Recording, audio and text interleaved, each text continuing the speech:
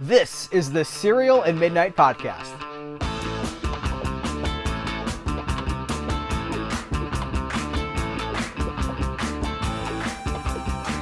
Howdy and welcome to the Cereal and Midnight podcast. My name is Heath Holland and I've got a really interesting, it's a fascinating, highly logical conversation. I'm using Star Trek terminology. I'm channeling my inner Spock. We're talking about Star Trek. Specifically, we're talking about Star Trek, the motion picture, the director's edition. This chat is with Mr. David C. Fein, who's a director and the producer largely responsible for making the director's edition of the motion picture a reality. He made a promise to the director, Robert Wise, decades ago, and that with the release of the various versions of Star Trek the motion picture, the director's edition, there's a complete adventure box set that Mr. Fein had a huge hand in shaping, with various versions of the movie, all sorts of special features, physical goodies. There's the various box sets, a 4K box set. The director's edition is getting out now. That new version is the fulfillment of the promise that David C. Fein made to Robert Wise decades ago. We're going to hear all about it in the interview. But I want to set the table just a little bit for you guys, because if you're not a super huge, if you're not really living and breathing Star Trek, some of this stuff may be a little daunting for you guys. So let's just say, years ago, so after Star Trek the original series leaves television, after the animated series, Star Trek makes a return in a big way to the big screen. It's Star Trek the motion picture. Huge. We've never seen production values like this before. Robert Wise, the great Hollywood director, he's a legend, Hollywood legend. Robert Wise directs the film. But the movie, as it aired, as it showed in theaters upon release, wasn't complete. It was an incomplete version of the movie. And I'm quoting Mr. Fein here. There were shots that hadn't been completed. There was footage that hadn't been incorporated yet. And it was just not quite done yet. And so you will note that diehard Star Trek fans will remember over 20 years ago, there was a director's edition released on DVD. Well, the version we're talking about, that's not even the same version. It has continued to evolve. The new director's edition it has over 180 completed, restored, finalized shots that have not been in previous editions. So it's a huge deal. This is the complete version of the movie. Mr. Fein says if you've seen the movie before this, you've seen an incomplete version of the movie. This is the fulfillment of the original goal. It's really, really fascinating. So this for Star Trek fans, this is a treat. But it's also really important for people who are interested in movie history, movie preservation. We get into you guys, we're not just talking about like the legacy of Star Trek. We're talking about how this was actually done. The process by which this was done. Talking about grain, talking about effects, talking about reincorporating shots. Really nuts and bolts stuff that I think is vital. It's essential to our knowledge as film fans. So without further ado, Mr. David C. Fein on bringing Star Trek the motion picture, the director's edition, to life. Are you wearing your medallion? Are you wearing the Federation medallion that I see you wearing in all of the... Yep, there it is. Do you wear that to the grocery store? No. Okay. You see, while I look kind of tiny on the screen here, I want to point out I'm 6'4". I also grew up in New York City. So I have this radar about me that I just feel where anybody is around me. I'm not going to be walking around publicly anywhere but at an event or something with this. Do you know the story of this? Music while you walk. Well, Disco McCoy has one of these too when he beams up. Although recently I found out that that's not Disco McCoy. You know what I'm referring to? Yeah. About when he beams but up. People elaborate for the viewer and the listener. Okay. Dave, if I'm not going to be on screen, be sure to rephrase the question yourself. So we were talking about Dr. McCoy when he beams up. Many people like the white outfit, and it's the vision that it's Disco McCoy. And for an upcoming figure through Exo6, we were talking about that. And I pulled up a lot of images and started looking carefully because there was some details that they wanted to get right, and discovered it's not Disco McCoy, it's Cowboy McCoy. It really is, because around he's wearing like a leather belt with some jade in the center. Is that jade the bluish colored stone? Turquoise? Like Western has a lot of blue and black yeah, it's not jade. Jade is a different color stone, but that's on the belt buckle, and then there's some leather strappings between it. Ah. But what's interesting is around his feet, around his legs, you can see where there's a boot he's wearing. So it's like a felt boot that's the same color, but it goes up underneath his pants. And there's just some other things that we've discovered that just make it clear that it's a Western. Like he had just beamed up from a rodeo or something, because it's all Western style, but that's futuristic West, because he's an old country doctor. An old But it was country just doctor. interesting that was something that in looking closely at it, it's fantastic. Also, the thing that I always get a kick out of, and never thought of fixing it because it's not really something wrong. I realized the last thing that beams up when you beam up is hair, or at least facial hair, because there's actually, I'm going to say that it was facial hair that beams up last, but some people might say that it was an error, and it's that his shape beams up clean shaven in the glow of everything, and then when he shows up, he has this big beard. So I guess facial hair is the last thing that appears when you beam up. So it's not an error; it's correct. What an Easter egg right there. So could one shave by way of transporter if they wanted to? Shave some time off the transporting. I don't know. I think there's a lot of possible things that could happen at transporters, but I'll save that for a future story. Okay. How exciting is it for you that you grew up loving Star Trek? I know that you were a fan of the original series. I've heard you talk about it. There's on the new release that we're going to talk about. There's a lot of new footage of you talking about your affection for the series. How exciting is it for you to be a fan that actually gets to contribute and work on this stuff and make the connection? You got to tell the story of the medallion that you're wearing. I mean, you are an integral part of Star Trek now. How does that feel? Um, Interesting, and a little separate. Meaning that there's a lot of things that's going on with Star Trek, and I have a different perspective. I really try and just focus on the story and the characters, and making it be the best Star Trek it can be, not looking into the grand world of what Star Trek is. So how do I even, it's an interesting way you put that. I love the fact that we're addressing it, and the motion picture was a massive picture, and everyone's goal was to have a spectacular film. And to have seen it as a kid, and have seen it over all the years, and always seeing a better picture in what it is, and to work with Bob and be able to get a first assembly of what it should have been Mm-hmm. back when we did the previous version, was spectacular. And I always found that growing up with Star Trek and Kirk and company, um, I love the characters. I know the characters, but I always felt motion picture he was too angry. He really came off as angry, and we wanted to amplify that it's not so much anger, it's insecurity. But Kirk is the most secure person you've ever met. But that insecurity is there, real for everybody. Even the strongest people have it, and they just sort of put together what is their strength when they need it.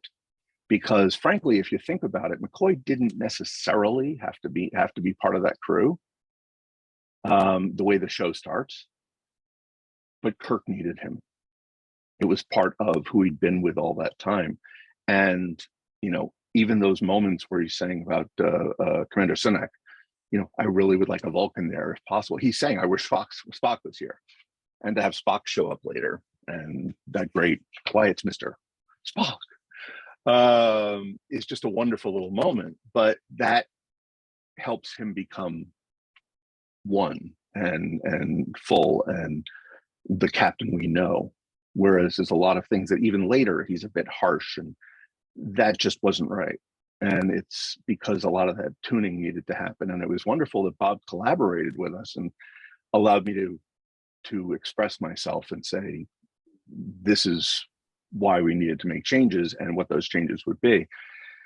to really bring Kirk back and bring him to what it should be. And that's what was wonderful, was to learn from Bob his goals, but also help forge the film into what it is. And it was magical for me that Bob we always spoke about story first. It has to be solid. And that was a problem with the film, that he didn't have the story solid. It was a script that wasn't finished when he was working on it. That had never happened. And after the fact, having that ability to, as one would say, fix it in post, to be able to look at it and spend so much time and effort raising various areas to make it be a better story that's told through the many tools that are out there. And Bob always said, use whatever's there to make the best film. It really is about getting that story down in that film, that to use Dolby Atmos, the power of that, to use HDR grading, because the film originally, I mean, there were so many little problems with it. One of the ones that we couldn't address even 20 some odd years ago was that they color graded the film. It was called color timing. They timed the film in 4 days. That's insane. You don't do that.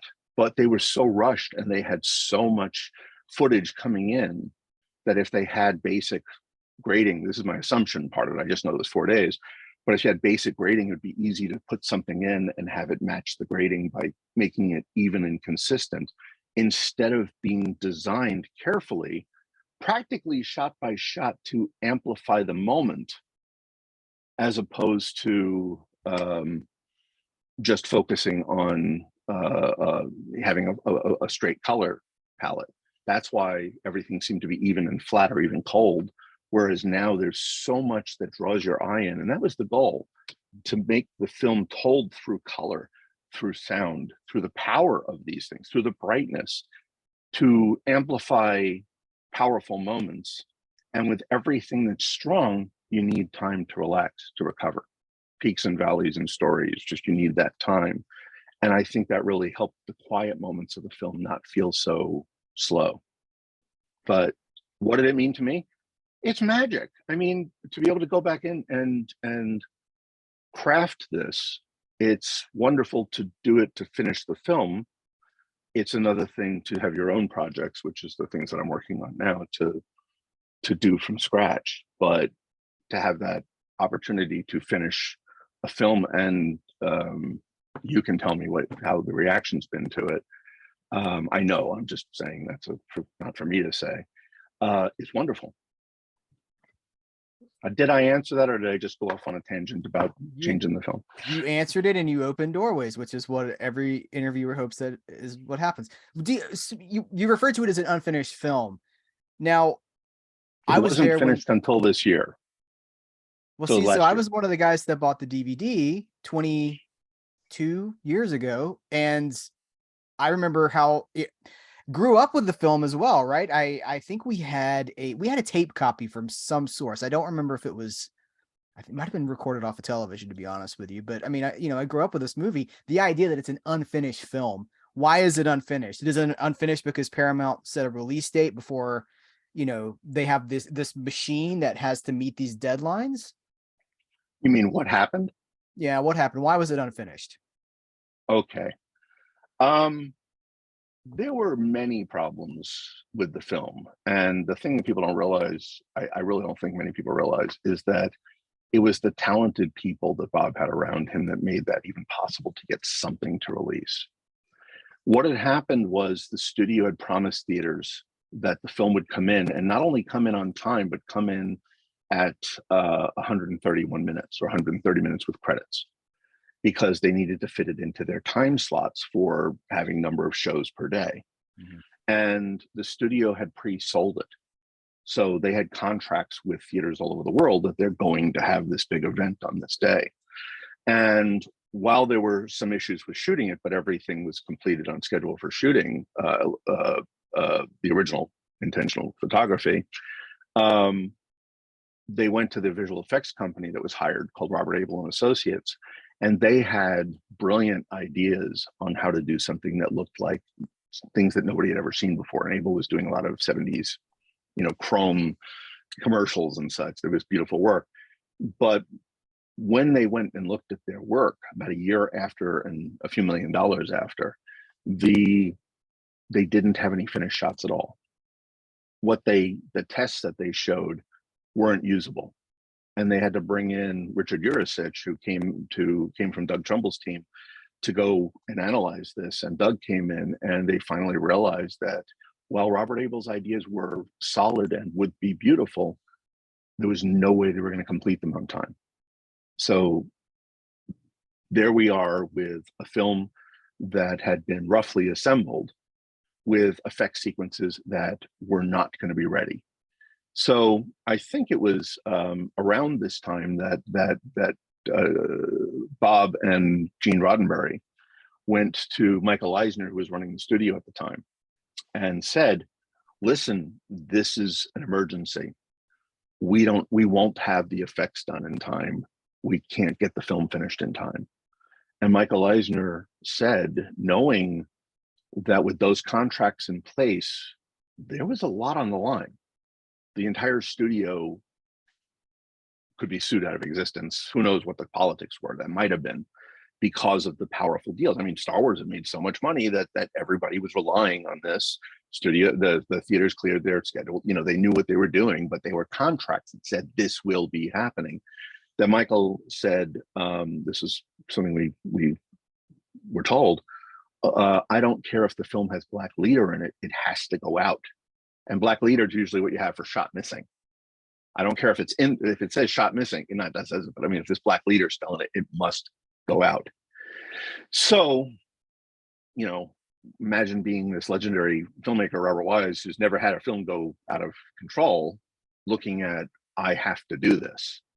And Doug Trumbull was brought on, and he said, it's too much work for me. And they brought on John Dykstra, you know, amateurs in the industry. Doug with his 2001 and Close Encounters and Silent Running History, and John just came off that little film Star Wars. At least these were the best people in the world to work on the film. And they started at that point a very intensive 3 8-hour shift days. They never stopped working to do all of the effects in time. And there were errors, there were incomplete shots, there were effects elements that never made it into the picture. There were effects shots that were delivered, although there were effects shots that were delivered after they finished the cut of the film. And before releasing it, the editor and Bob sat down and they knew that they had the 130-minute shot running time that they had to deliver it. So they trimmed everything that they could in scenes out of it to just get the most basic story, understanding that when the effects came in, they then put these things back in and get the film's flow together to make it work. And the problem is the effects were coming in down to the absolute last moment. So some of that footage that Bob had planned to put back in never made it back into the picture, including the point of the picture, the Spock crying scene. Didn't make it back into the picture, but it was intended to go back into the picture. So what happened was, down to that wire, reel by reel, they were finishing it and sending it off to MGM because they had no choice. MGM was making the prints, had no choice but to cut an egg and put the thing together and make the reels. And literally wet, dripping with chemical wet, the last reel was put into a can, which Bob picked up, met himself, and took to the airport and flew to Washington, D.C. and slept with the movie under his bed before the premiere the next day. And everybody flew out there to watch it. These people are exhausted. And they flew out to watch it, and you sat there and you watched the first screening of Star Trek: The Motion Picture. And there are places where, since the effects came in, again, intended to be tightened, like anything you do, your first thing is you assemble it. They went from first frame to last frame of the effects to just put it in. And there are places where ships weren't moving yet. So you'd have one shot of like the Enterprise, and a few frames in, one of the ships starts moving. So it's still, and that's jarring, and it's disturbing, and it causes, additional problems in a film where it's not smooth anymore. It has problems.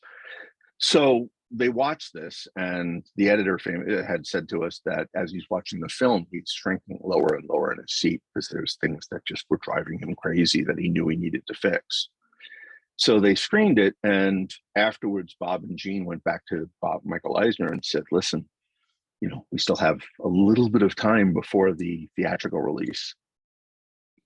Let me get in and do some tweaking. Let's fix that up a little. Let's get it at least smoother. And the answer was no.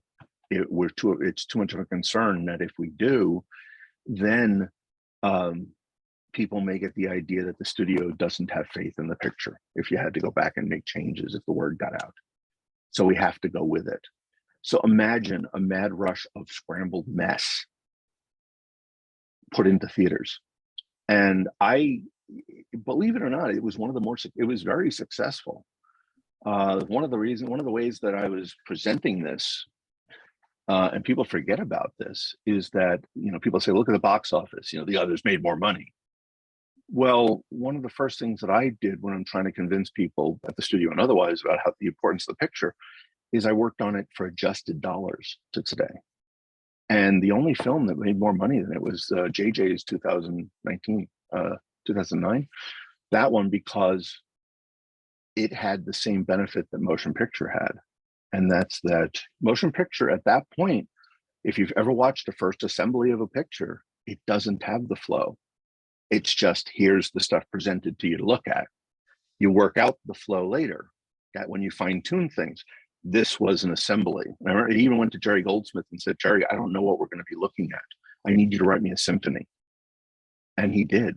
And that's the whole Going Through the Cloud was written without any understanding about what would be there. Jerry knew he was carrying the film. And Bob had that. And even that became too long. So even that had to be tightened in a little.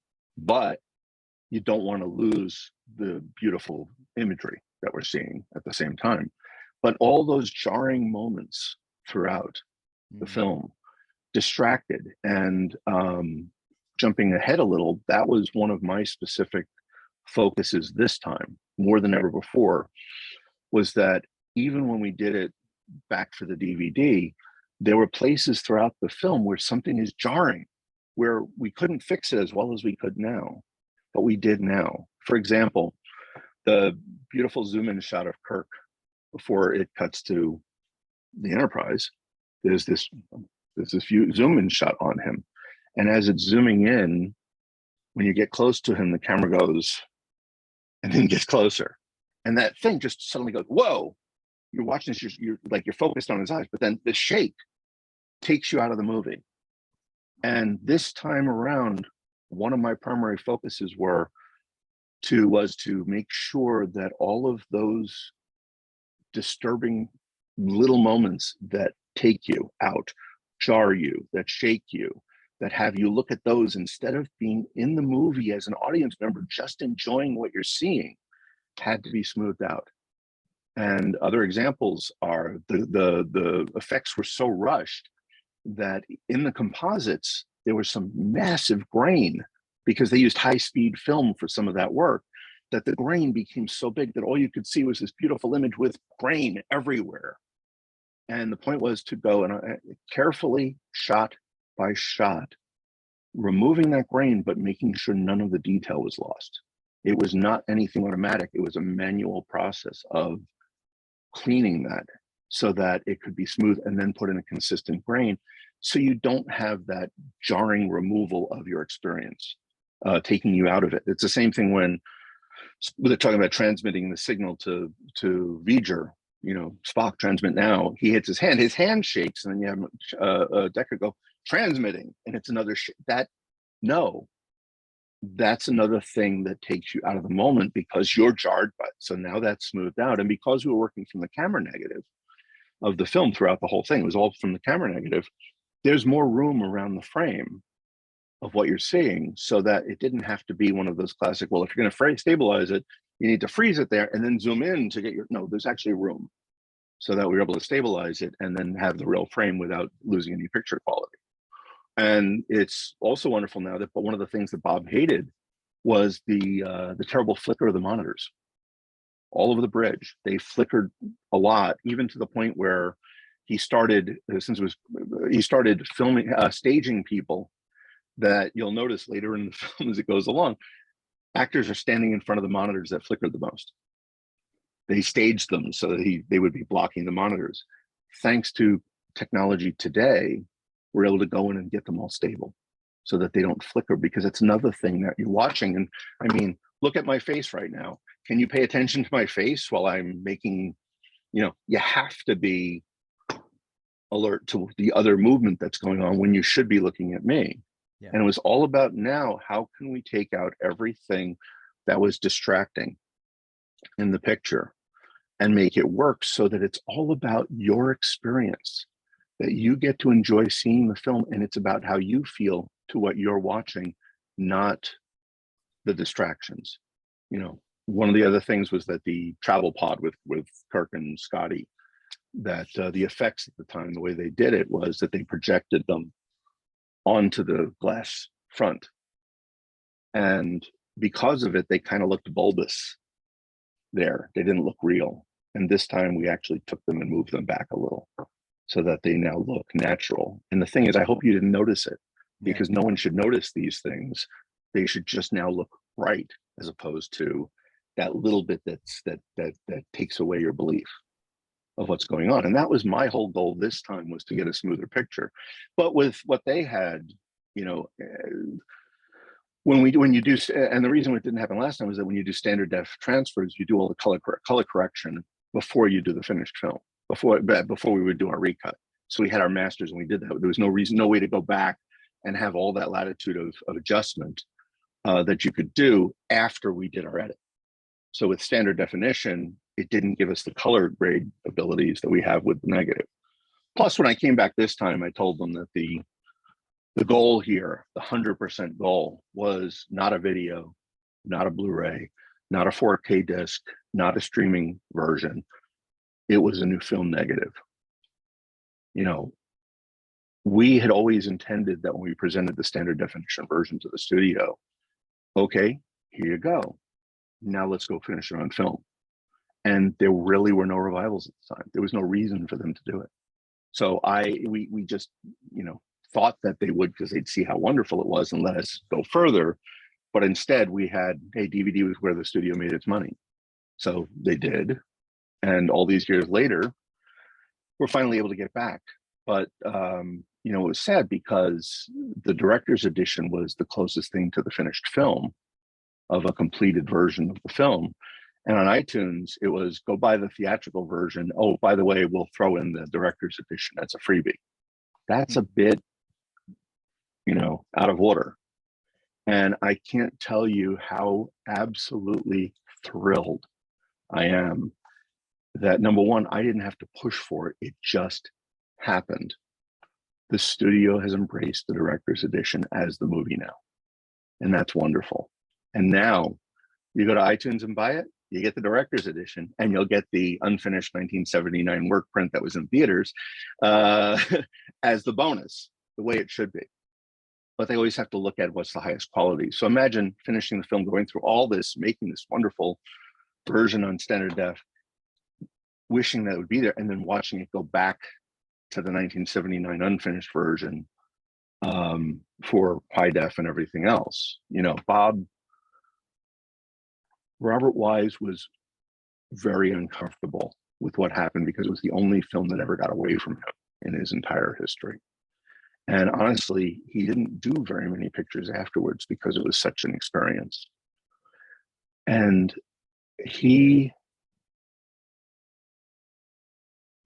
is a good segue.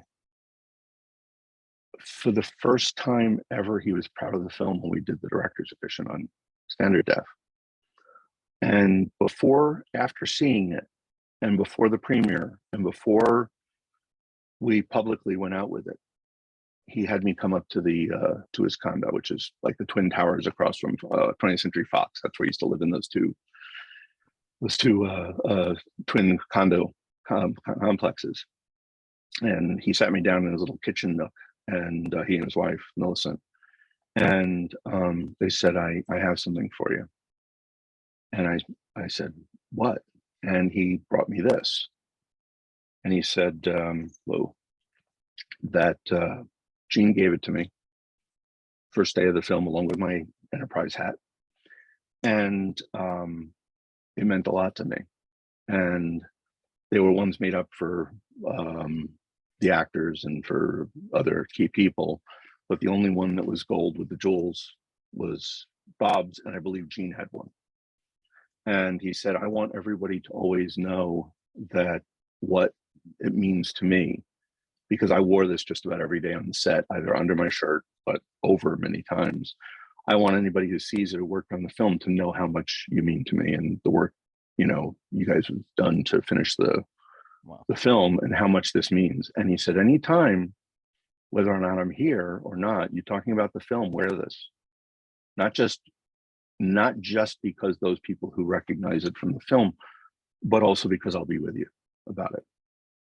And that's why whenever I talk to people, I have that on, or if I go to an event, I'll wear it. But otherwise, I would never dare wear that out normally. And if I wasn't 6'4", do you have security when you walk to your car at a convention?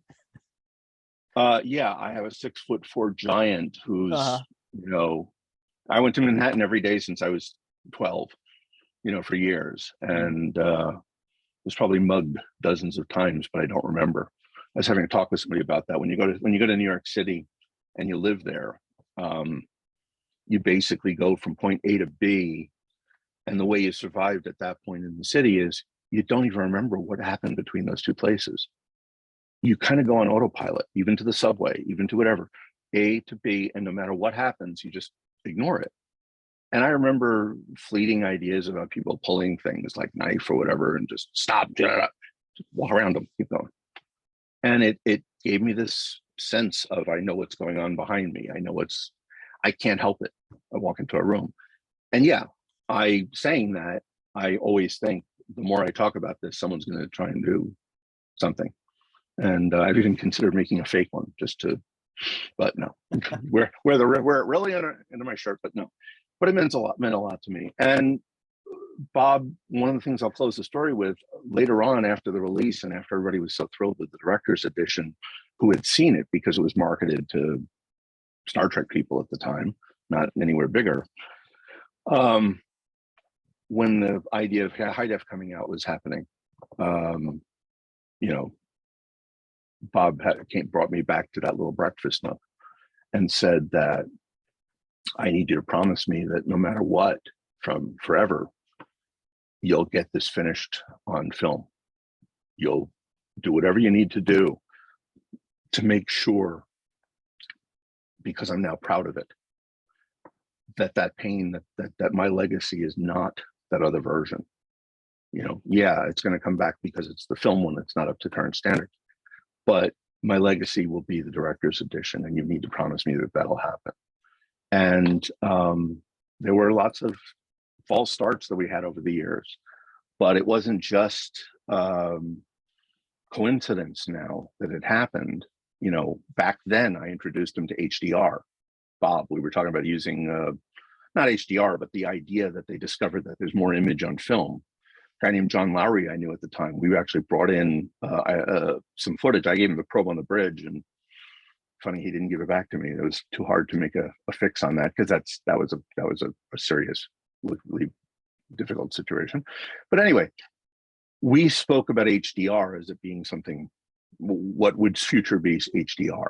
And I thought it was brilliant that I was talking about how they found all this extra information, and John Lowry with Lowry Digital was squeezing it into the visual range, and he did the Star Wars films. That's why they look so brilliant in the Bond films. And it was Bob who actually turned to me and said, you know, what if they went the other way? What if there was a new way to present things where you could see all that extra space? And I thought that was brilliant ahead of his time to say it. But that's where the conversation came up about, if you can do it, should it look like 79?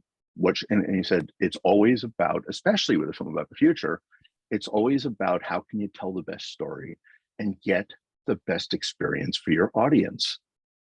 And that's what the focus was here. We had Dolby Atmos, we have HDR, we have a probe on the bridge where people are, you know, covering their eyes because it's so bright, that we can get it bright to where people can have more of that involved experience. And that's how it was, I went and engraved it. I mean, the probe on the bridge sequence goes to 3,600 nits. Your system can't handle that today.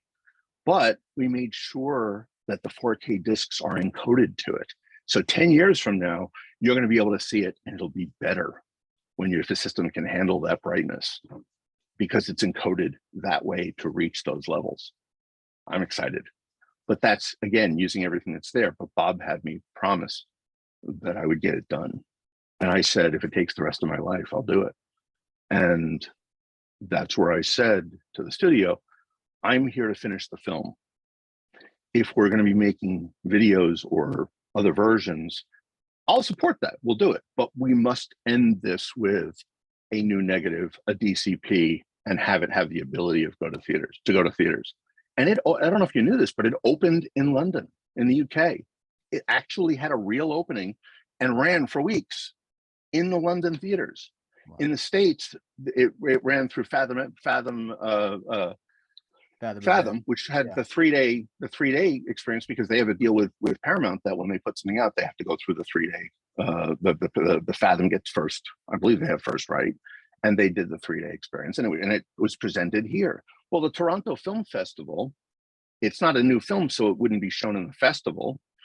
Their theater booked it over Christmas on their own.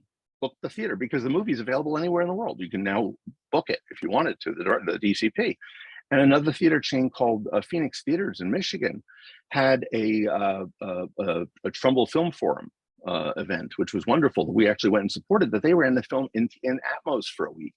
Wow. And it had great response. And it's wonderful that people have the discs and they're demanding to see it in the theater because it's an epic movie that belongs in a theater.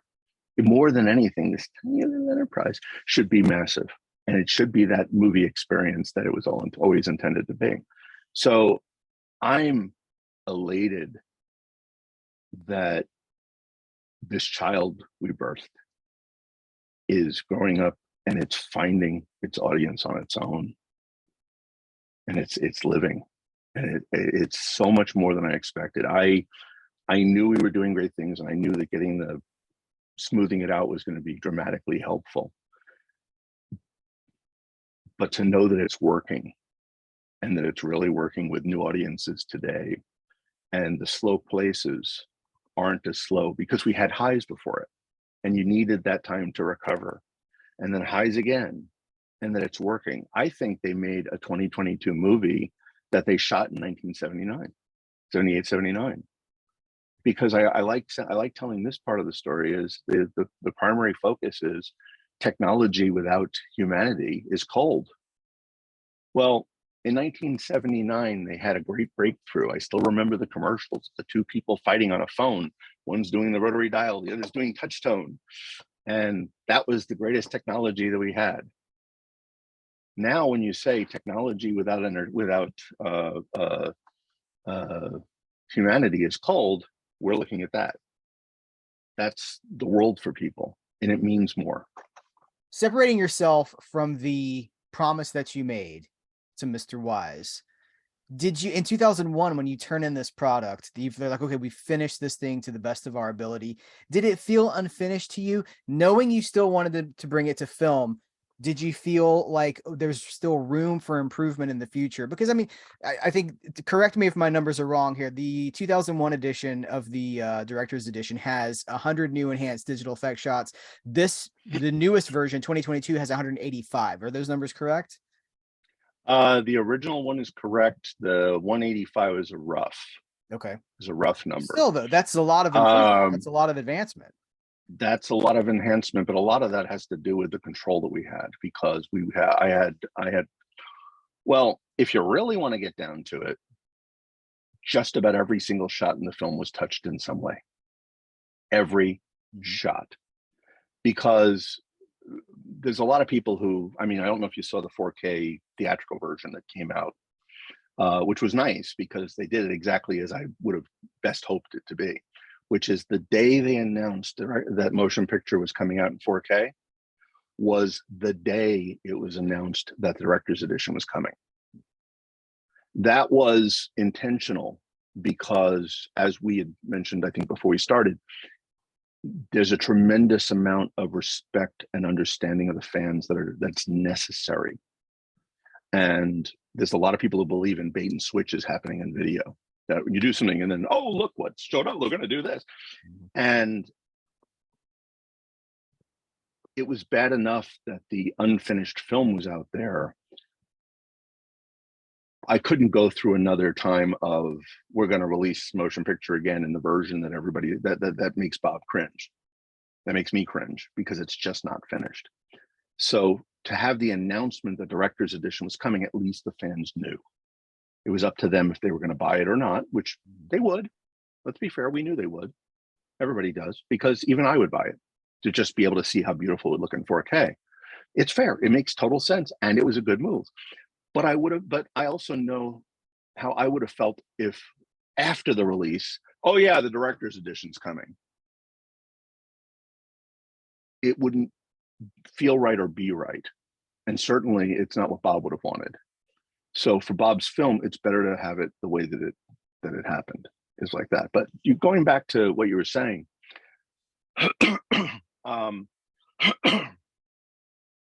no.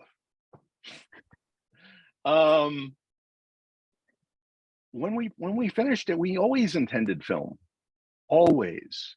We always we needed the film to be finished, because, 10 years from now, 20 years from now, because this film has a 20-year cycle, 20 years after the original, we did the DVD, 20 years we did the 20 years from now, when we have the 3D holographic floating in the air, inject in your arm copy of the movie. By the way, that's true. They're encoding movies in DNA, is something Technicolor was working on. Don't put a bomb in me. Anyway,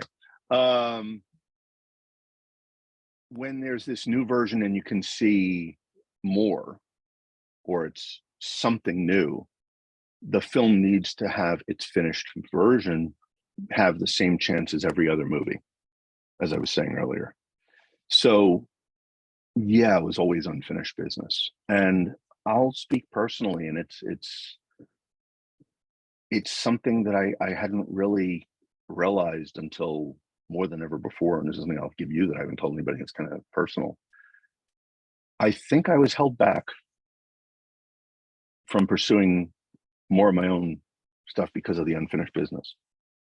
Maybe in a way that was something that was happening with Bob. I don't know, because it wasn't even as conscious to me that I wasn't pursuing my own work as hard as I usually would, or that I would do it, but I would not, because you just didn't finish that last one to be free. And I don't know what Bob was experiencing. We had discussed it a little, but it's odd. I almost feel like I shouldn't have said that. But now I'm focusing on the new projects that I want to do, and the stories I want to tell, and something I'm developing for Star Trek right now that I'm excited to pitch soon. It's fantastic. No, I'm not going to. Anyway, but no, because even then we just said, and I used the same thing we planned back then.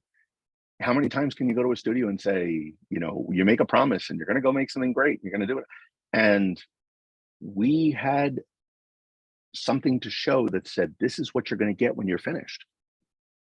Here's the disc, here's the movie, this is what you're going to get, and they know what they're getting before they put the money in. So it was like an easy thing to do it, but you still had to have it be financially beneficial to do it. So again, we would have liked to have continued to do the project for, back then on film, and in the end, we still didn't. It was just the fact, the technology, the real fact of how it came about right now.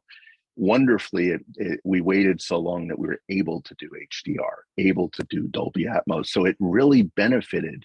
And having the tools that we could do today, we use today, was so fantastic to make it be the best film, that this film could only be today based upon that experience. And my two passions are computers and is entertainment and technology. So I've been studying, I mean, come on, if I have a standard def thing, I've been studying every up-res thing in existence, knowing that there's no way in hell it could ever be as good if you up-resed from an older version. Plus, I use this analogy all the time. I don't know if I've said it publicly, but I'll say it. If I gave you a Matchbox car this big, and I said, would you go take that and make me a full size one that's going to be this size, but you never saw what another car looked like, what do you think that would look like? Even if you're the most talented person in the world, it would look like a very clean, very sharp, very pretty looking block with wheels that had no idea about what the nuances were, because that's where the mind up here, who knows the product, can only evolve the images. And that's why we had to go back and do the effects over.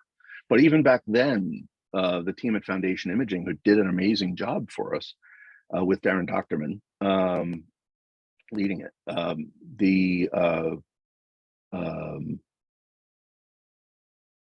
I told them from the start, do this with the clear understanding that you're going to 4K at some point for film. You're going to film.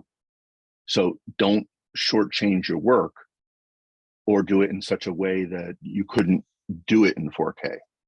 And we archived all of those effect setups so that we knew that we'd get back to it. We didn't think it was going to be 20 years.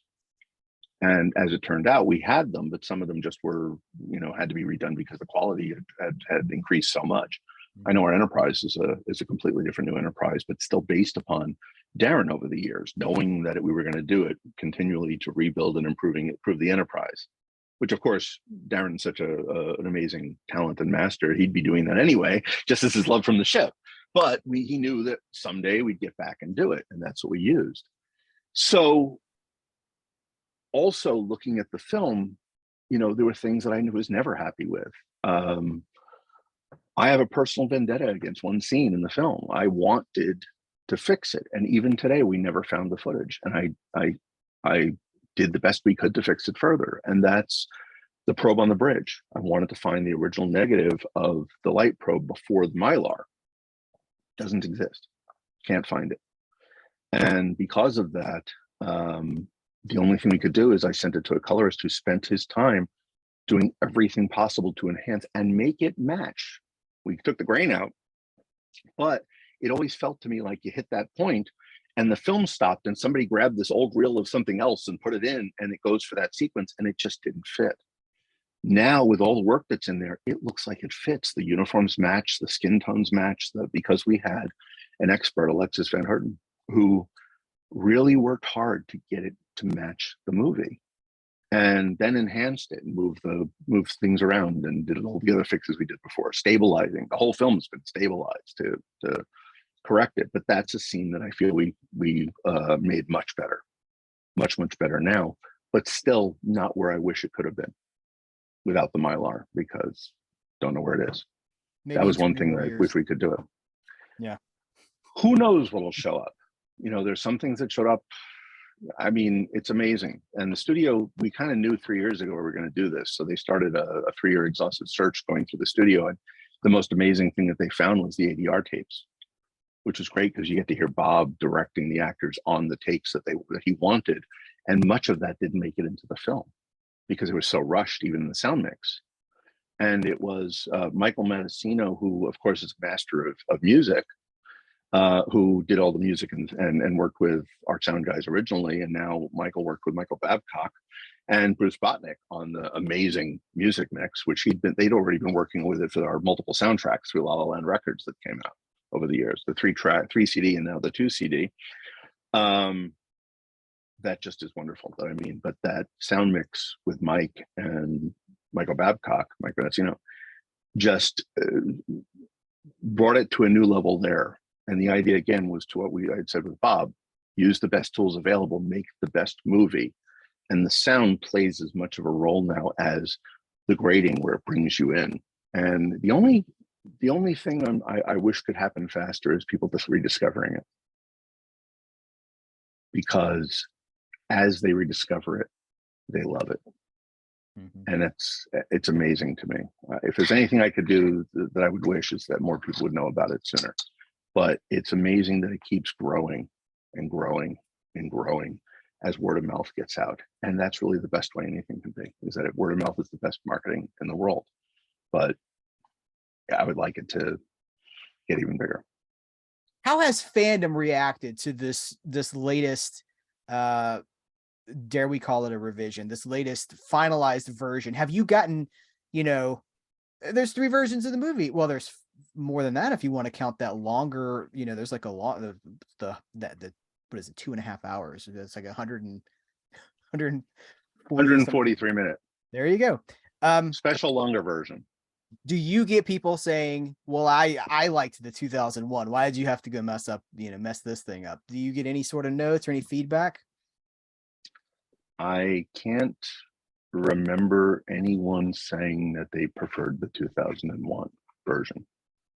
And all I can say is that means we did our job, because it really, to accept what we have today and not feel nostalgia for that particular version, as this is the extension of it, is very touching, because this really is the finished film. Sure, there might be tweaks here and there, but nowadays it's normal for any film that they have a little bit of an adjustment that happens here and there.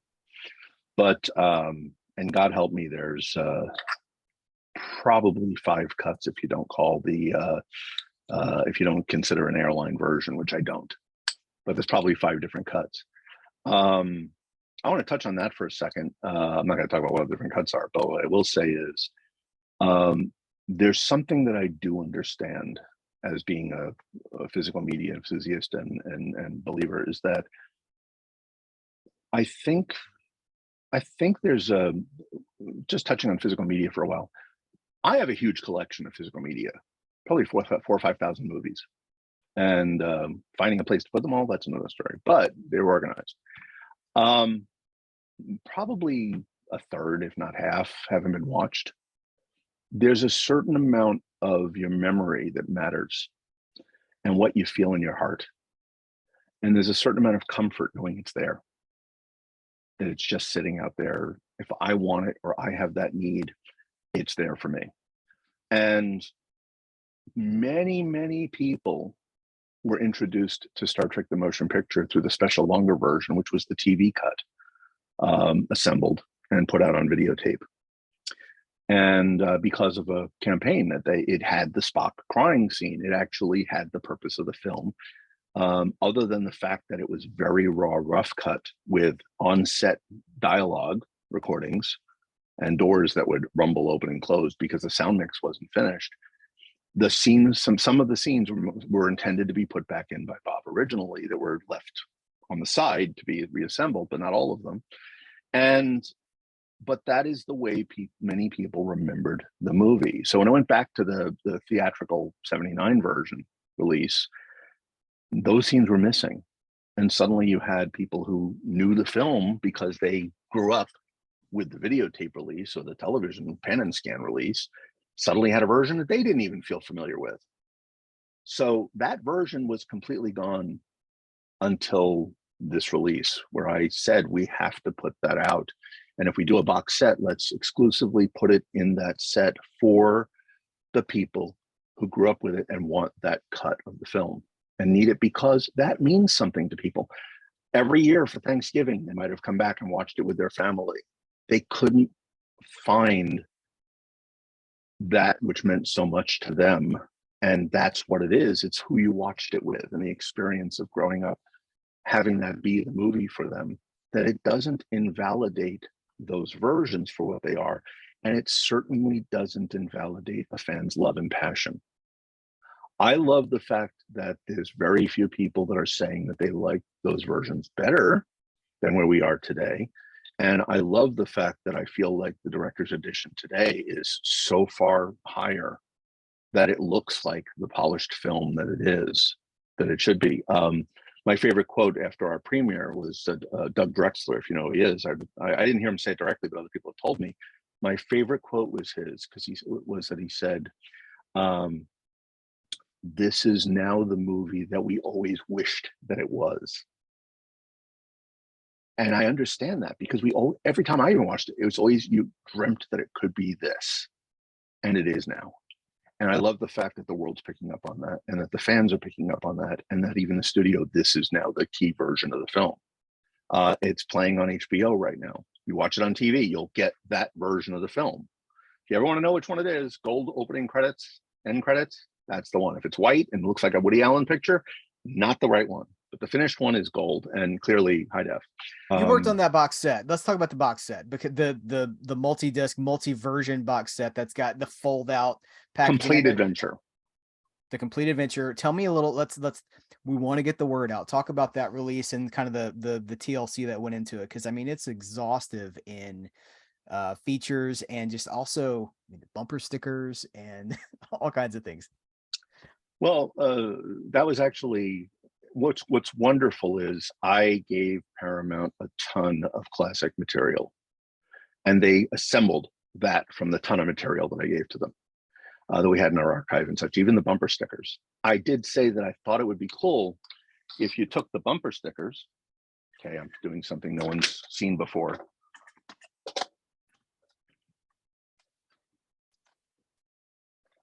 And it became your laptop stickers instead, because nowadays people put them on a laptop. Mm-hmm. So, but I fairly know, if you notice, the stickers here are not pulled out of the paper because we don't ruin a sticker and put it on things. We want to keep it perfect.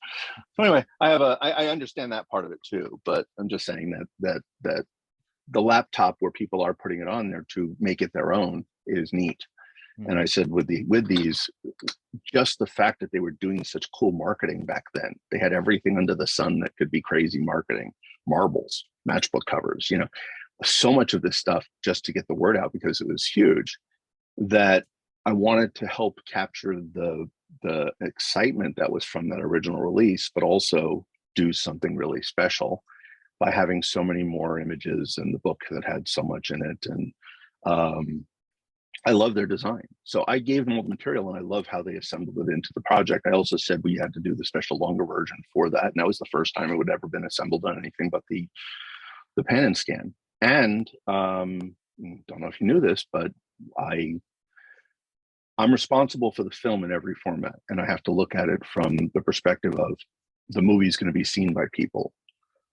There's no way that the movie could be seen with Kirk leaving the Enterprise, which is a scene that shouldn't be there to begin with, because he's in a different spacesuit for another scene that was cut. And when he gets out into space, he has the same suit as Spock has on, which he somehow changed in space. But when he leaves the Enterprise, when you're looking at it in 4:3, that's fine. You can see him come out, but you might see a little bit of, stage in the frame by 4:3. You take that and you make it widescreen, and guess what you see?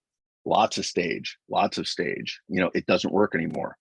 So we did one new effect shot, and that was that we put a mat of the Enterprise under there, so that when you watch the film, you shouldn't, just like I said, you got to look at the audience experience.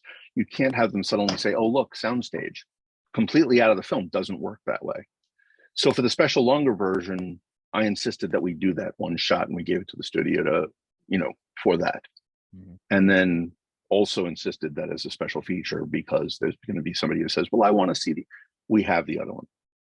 Now, we originally in 2001 gave the scene we gave all the deleted scenes separate in widescreen, which was the first time people could see it, but this was in the film.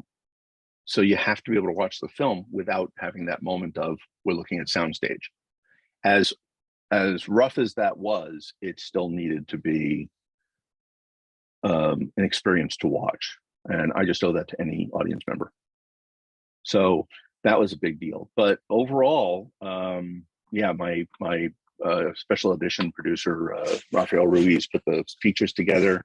We had a ton of footage. We had so much footage, and there's a shot in there of when it was the travel pod shot where you're looking at the travel pod as they go up over the Enterprise.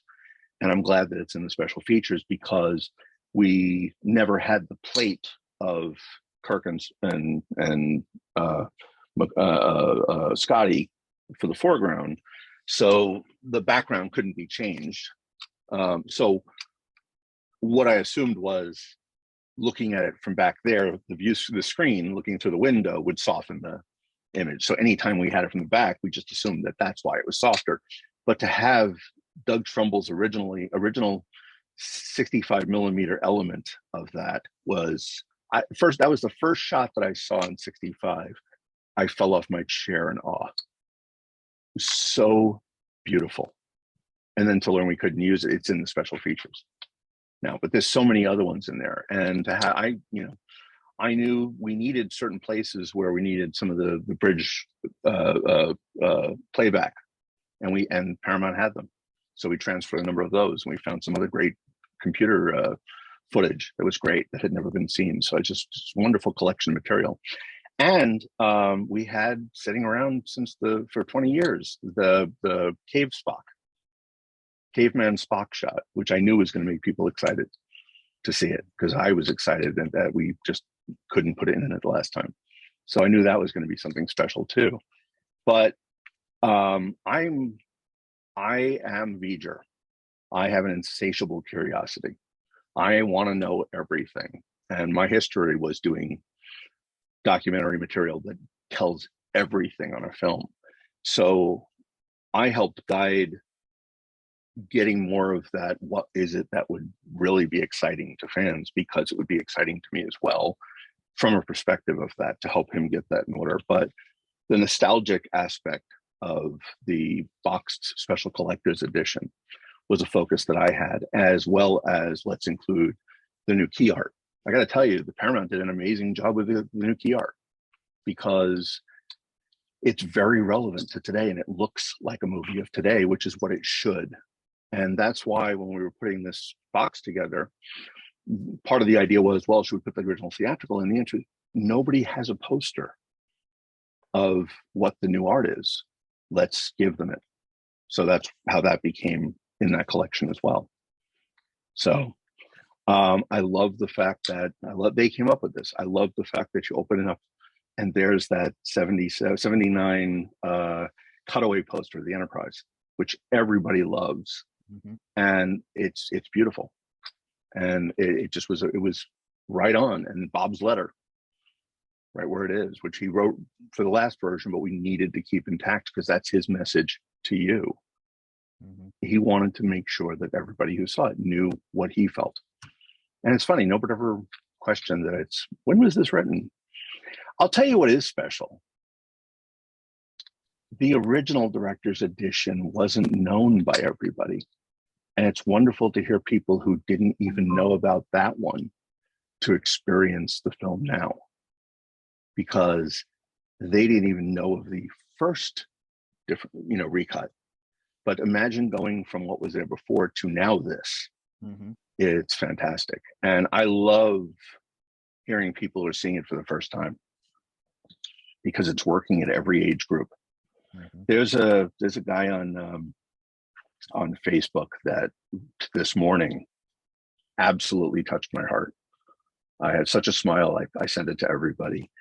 And what it is that he had a picture. He said, I just finished watching motion. This was from yesterday. I just finished watching motion picture with my 8-year-old son. And it was his son sitting on the ground with his pencils, colored pencils and stuff, drawing the Enterprise coming out of the wormhole. And I just went, we're touching that new generation. And that he said he loved it. I don't know any kid that would have had 8 years old that would have had the attention span to stay through those long scenes. Not that they were wrong, just that they could have been cut down a little more for the timing and getting the pacing down, that would love it. And now, because of those highs, it works better than I even thought it would reach. But it's wonderful. I mean, I love every one of them. I get random messages. Just saw it, loved it. And it's amazing. This is over a year ago. About a year ago, we put this out. Mm-hmm.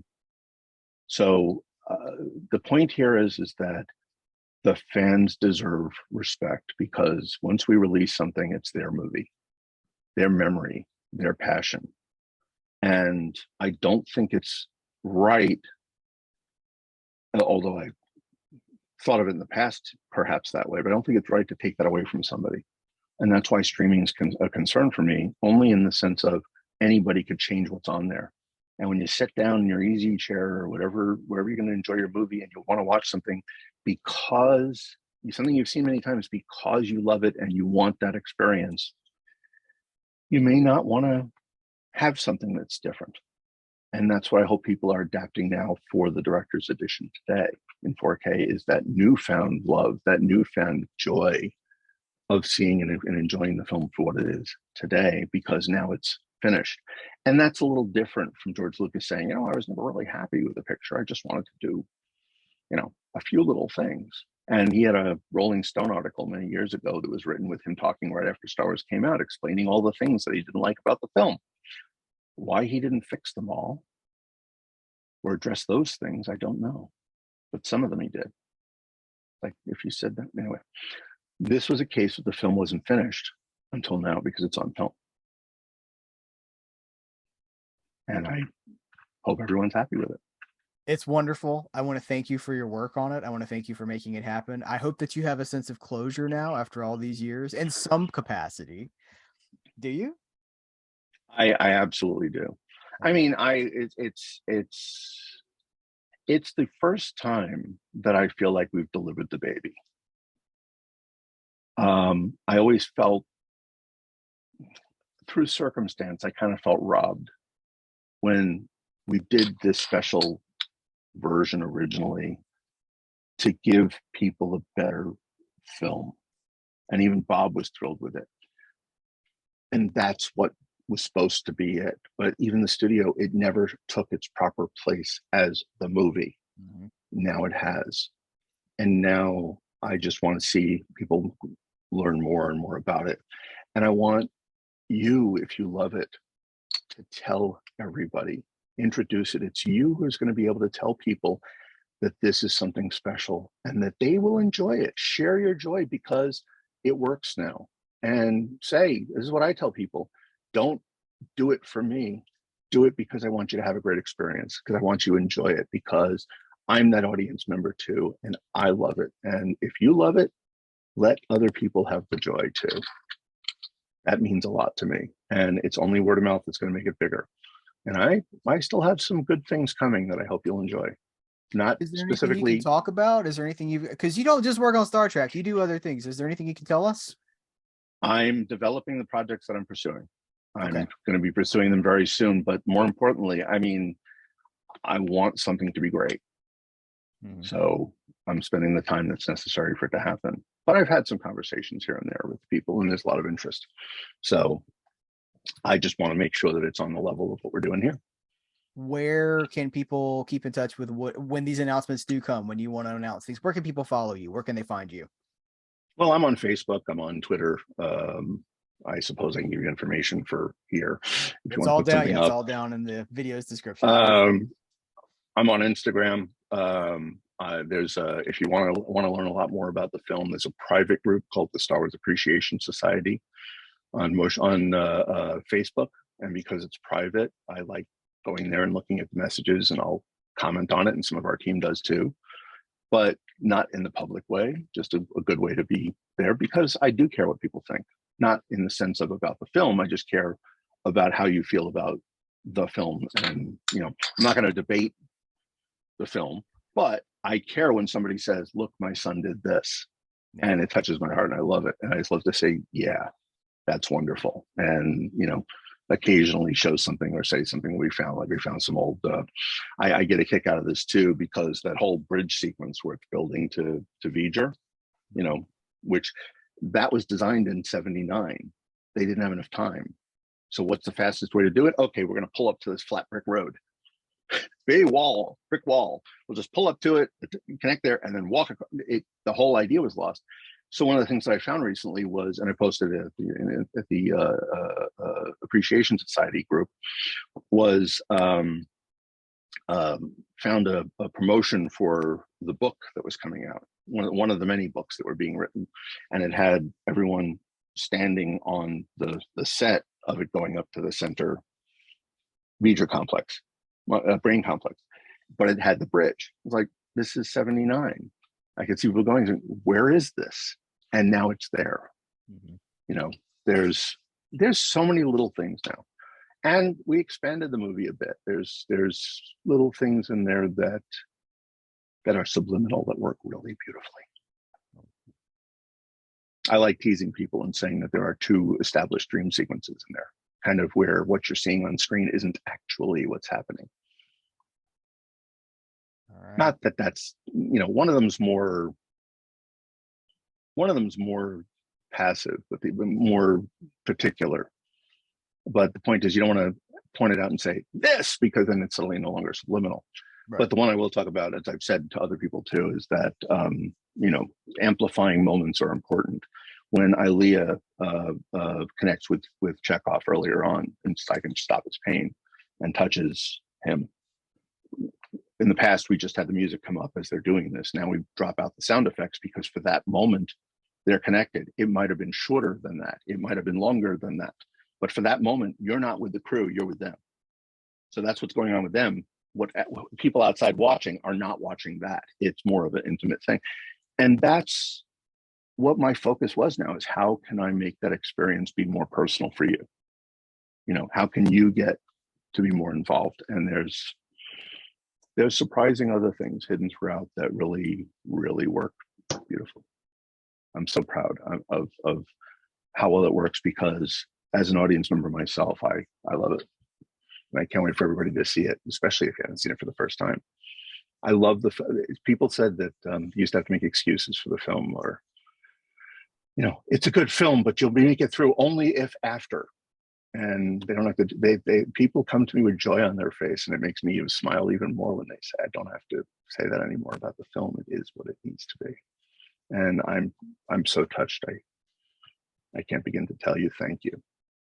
Well, thank you. Thank you for the time that you spent here with me and with my audience, and thank you for the work that you've done on this movie. I love it, and it is noticed and appreciated. Thank you very much.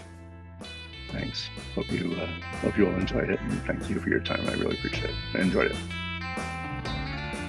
I tell you guys, that was such an interesting conversation, and it makes me think about, as we talk about the future of movies, we're so married to discs, right? And, I love physical media. I'm a physical media proponent, but we're so married to discs. I think there's a time coming when we're not going to be watching our entertainment on disc. It's going to be in different formats.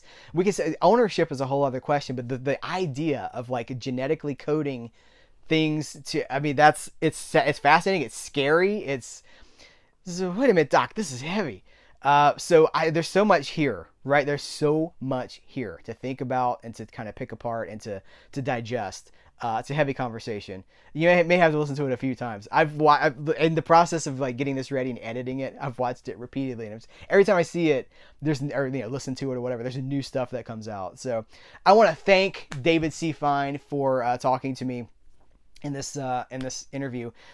Really generous with his time and with his information. I mean, guys, this is a big deal. If you love Star Trek, and if you have not seen this new the finalized version, the complete version of the director's edition, you got to check it out. You got to pick it. There's so many ways you can do it, right? You can do it streaming. You can do it digitally. You can do it through that Complete Adventure box set. You can do it through the 4K box set of the Complete Adventures of the original crew. Yeah, there's a variety of ways you can do it. This thing is out there. So check it out. As you heard in the interview at the end of the episode, it's so important that we share this. That's really the role. I say sometimes in my videos, I want these videos, or the comments of my videos, or my if you're listening to this in audio format, I want the comments or whatever to be like hanging out at the video store. Because if you weren't there, if you were there, but you would walk into the video store and you would know people, right? You would have connections, you'd have relationships with these people. They would know you. They'd be like, hey, you would check out blah, blah, blah. You would really like so-and-so. It was a relationship. It was a community. And in the absence of a video store, for most of us, a Redbox machine or Netflix is not the same. It doesn't replace community. But we can still have that community. And we do. In the comments of these videos, that's why I love when we can talk to each other about the things that we care about. We can recommend things, and we can say, I just discovered this. And that sense of community, it replaces the conversations that I feel like we're losing as Twitter dominates, and all these platforms, they're wired to get as much life out of as little content as possible. We're talking about 15-second clips. We're talking about basically micro pieces of conversations. That doesn't serve us. What serves us is having relationships, having a community that we can really be a part of. And I know the Trek community is very strong, so maybe I'm preaching to the choir here, but I would love to see some Star Trek conversation about the director's cut and getting the word out, the director's edition, excuse me. I'm just training myself not to call the director's edition the director's cut. Getting that the word out there that, hey guys, if you love Star Trek and you have not seen this new, the finalized director's edition, it's like seeing the movie for the first time. And I mean, it really is. I want to see that get out there. That's our job. That's what we've been tasked with by Mr. Fein. So thank you guys for checking this episode out. Please remember to rate, review, subscribe, give thumbs ups if you're watching on YouTube. Anything you can do to engage, anything you can do to spread the word benefits this channel. Helps me get more. Frankly, I'm gonna be honest with you guys. I'm at the end of these recordings, my outros on all these podcasts. I'm real honest with you guys. There have been some opportunities to interview people, and they looked at my numbers and said, no, we're going to pass. So it does impact the conversations that I'm able to have with people. I would like to be able to have, when I come to a person and say, hey, would you like to do an interview with Cereal at Midnight? For them to look at numbers and go, oh, yeah, that's a really viable platform. And that's where you guys directly come in. It comes directly from your support and from seeing those numbers go up. So anything that you can do, please, thank you. I appreciate it. I'll also reference you over to Patreon. Cereal at Midnight does have a Patreon. There's well over 150 exclusive videos. I just posted another one today as I'm recording this about a viewer sent me something I've been looking for years, and it completed an aspect of my collection. We have collections within our collection, so a full run of a certain thing, and that was so exciting. It's as much as that's why we love physical media, is because it allows us to find these obscure things. Hey, some of this stuff's not on streaming. Some of this stuff is really That's why we love physical media, right? Because it's a tangible connection with things that can disappear over time, and I'm just really grateful for that. Finally, it's like there's a loop that closed in my head when I completed that collection. I was like, oh, finally, I will rest well tonight. Thank you guys. I'm gonna let you go for this one. This was a longer episode. Notice some of them are shorter, some of them are longer. It's whatever it needs to be. Thank you guys. I appreciate you. Take care. Until next time, I will catch you later.